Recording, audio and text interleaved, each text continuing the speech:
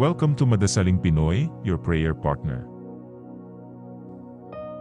Ngayon po ay Miyerkules sa ikatlong linggo ng Pasko ng Pagkabuhay. Ang mabuting balita ng Panginoon ayon kay San Juan.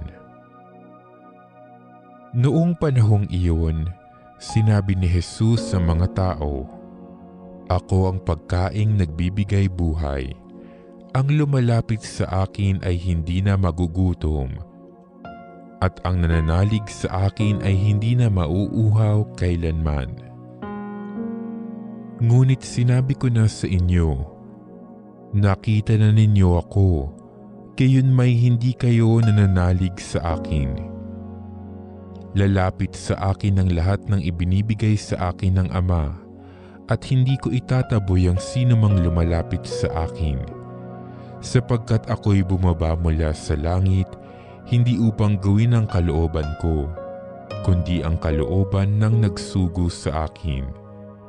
At ito ang kanyang kalooban, huwag kong pabayaang mawala kahit isa sa mga ibinigay niya sa akin, kundi muling buhayin sila sa huling araw. Sapagkat ito ang kalooban ng aking Ama, ang lahat ng makakita at manalig sa anak ay magkaroon ng buhay na walang hanggan, at sila'y muli kong bubuhayin sa huling araw." Ang mabuting balita ng Panginoon.